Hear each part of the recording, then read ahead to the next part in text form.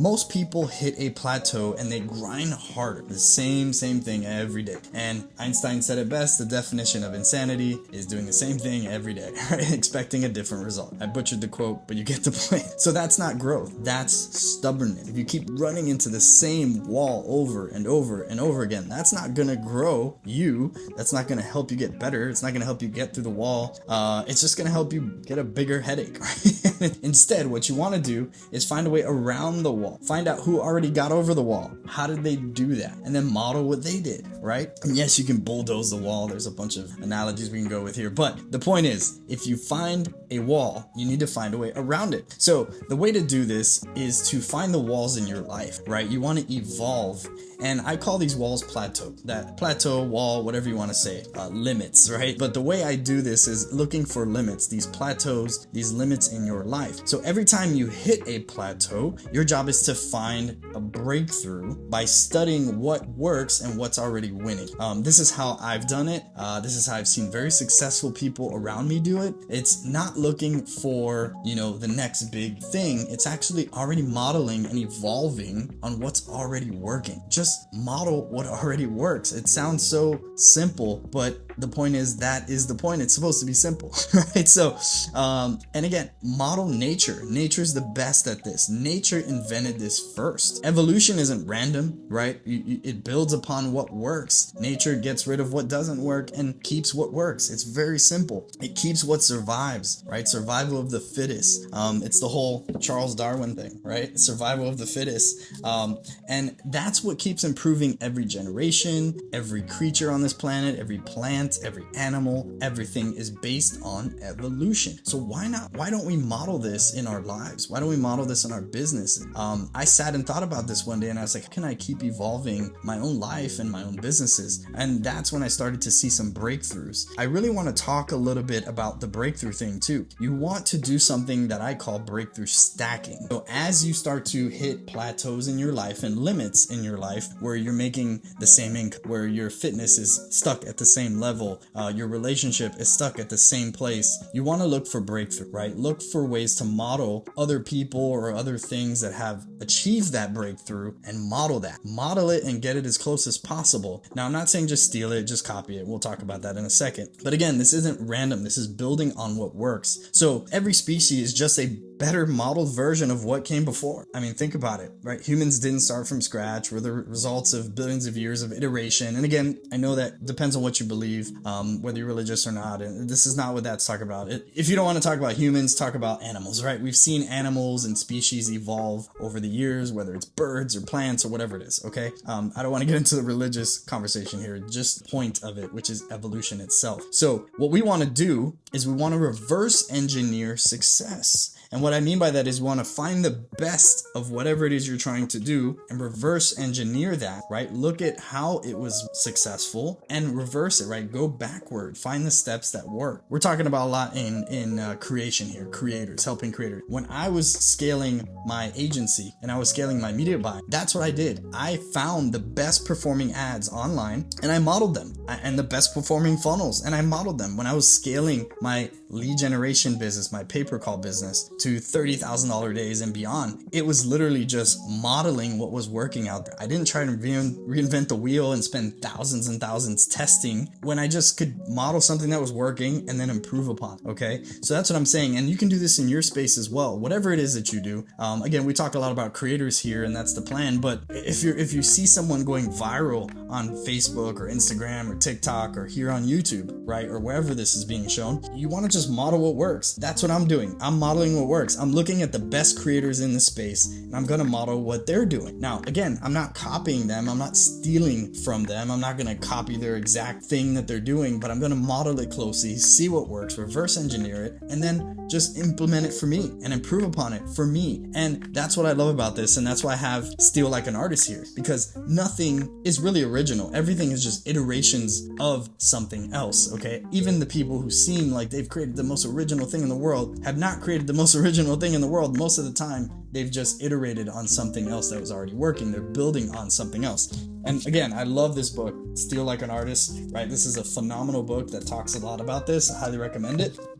But again, It's about stealing like an artist, which is when you model something, when you copy someone's thing, right? Again, we're not going to say copy. When you model someone, it's going to change because you are unique. You are a unique variation. You're a unique iteration of everything, right? So you're going to naturally implement and do it your way. So what's going to happen is it's not going to be just a knockoff. You're going to be able to model it and improve it and implement it and execute it for your, right, whatever that is, your business, your creator journey, your Instagram account, your YouTube account, whatever that looks like. Now, there's a very big difference between copying and modeling, and I want to really emphasize this, okay? Copying is very lazy. If you just literally steal someone's landing page, get like a copy paste thing and just like download it and put it up, that's stealing, right? That's just straight up theft. It doesn't benefit anybody. We don't want to just bunch of clones running around, right? We don't want a bunch of Tonys running around. That'd be kind of cool, right? Naruto style. But we definitely want to just improve it, iterate, and get better at the thing. So I won't keep harping on that, but copying is lazy. Modeling is strategic. It's about improving how you win, okay? It's about improving the thing that you're doing, product you're creating, the